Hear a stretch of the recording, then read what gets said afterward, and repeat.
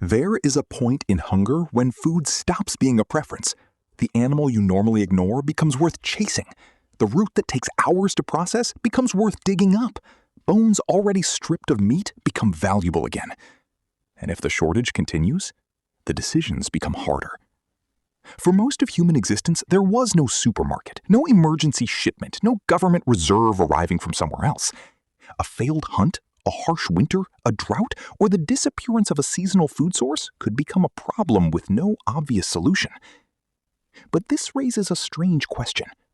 If ancient humans regularly lived close to nature, surrounded by edible plants and animals, how did they ever actually run out of food?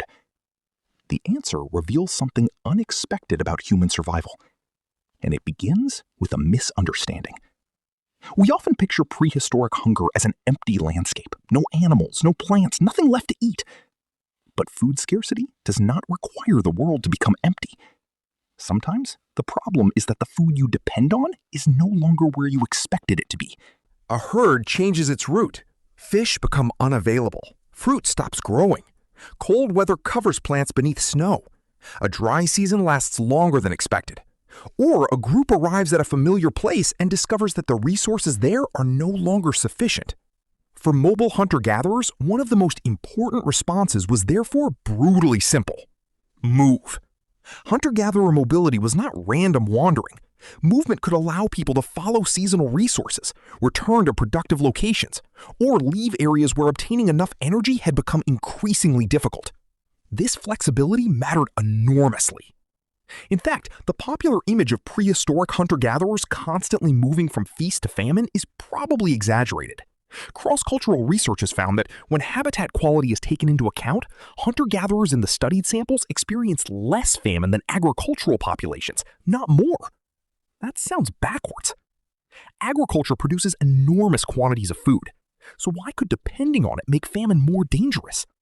Because abundance and security are not the same thing. A mobile foraging group could draw food from many different species across a landscape. A farming community might produce far more calories, but could become heavily dependent on particular crops, particular seasons, and particular pieces of land. When those systems worked, the result could be a surplus. When they failed, moving away was much harder.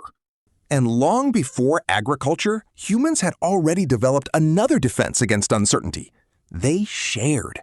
Among many hunter-gatherer societies documented by anthropologists, food, especially large packages of food such as meat, is distributed beyond the individual who acquired it.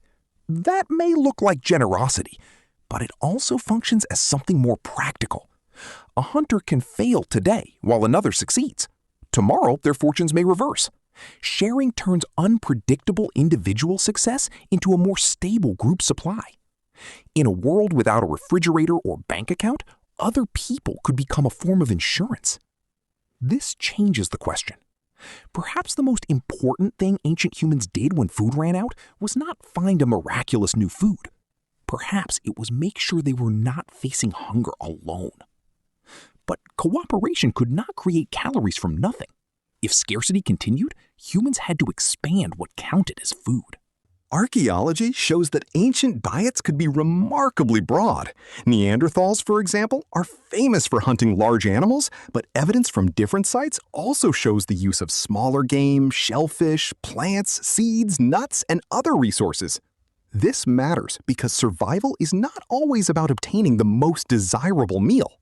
It is often about switching strategies before the preferred one fails completely.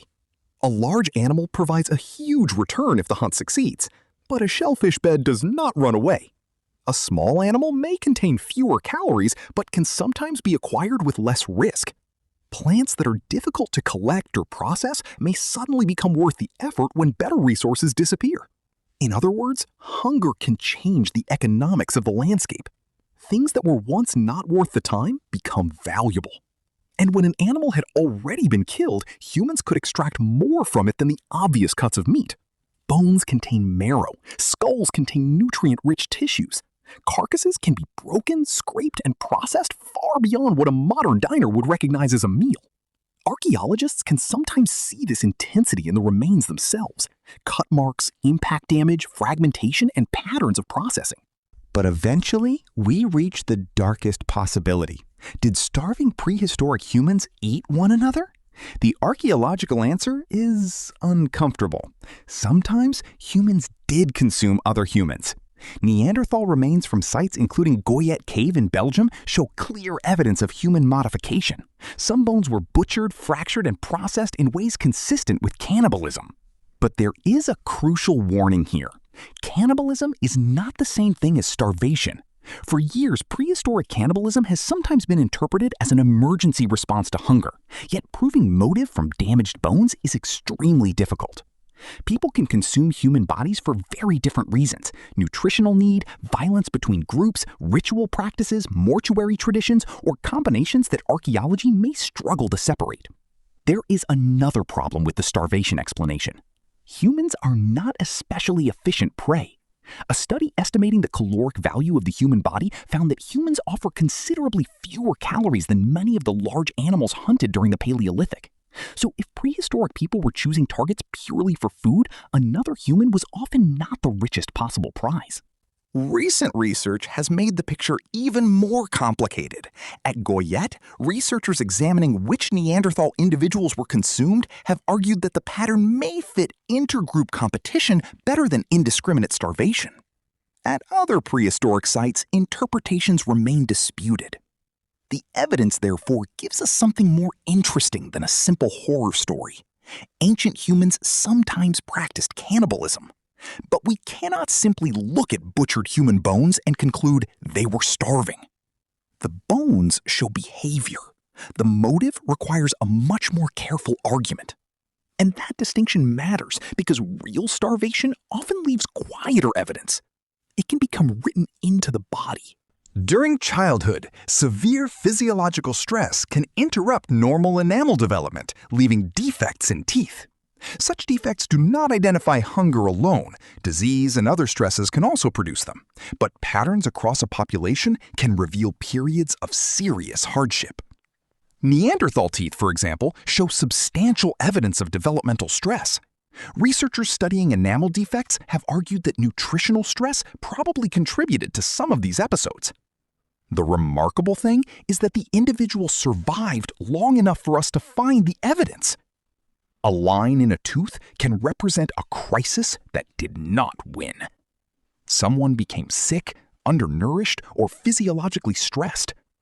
Then, growth continued. That tiny defect is not simply evidence of suffering. It is evidence of survival after suffering. And this brings us back to the original problem. What did ancient humans do when food ran out? There was no single answer. They moved. They changed prey. They gathered foods that might previously have been ignored. They extracted more from carcasses. Where circumstances allowed, they stored resources. They shared food and depended on social networks. Sometimes they endured serious nutritional stress. And in some prehistoric contexts, humans consumed other humans, although hunger cannot automatically be assumed to explain why. But underneath all these strategies is something larger. Human survival was not based on being perfectly adapted to one food. It was based on flexibility. A specialized predator is powerful as long as its prey remains available. Humans became something stranger. We could change what we ate, change where we lived, change how we acquired food. Preserve resources for later, and, critically, exchange food with other people. The ancient landscape was never an unlimited buffet. There were winters, droughts, failed hunts, injuries, illnesses, environmental shifts, and moments when familiar resources disappeared. Our ancestors did experience hunger. Some died from the consequences of scarcity. But the human response was rarely just to wait until food returned. It was to change the rules of the problem. The root became food. The shellfish became food. The marrow inside a shattered bone became food. A distant valley became home. And another person's successful hunt could become your dinner.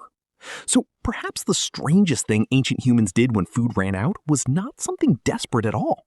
They became more human. Because when the landscape stopped providing what they expected, survival increasingly depended on the ability to adapt and on other people who were willing, or socially obligated, to share what they had.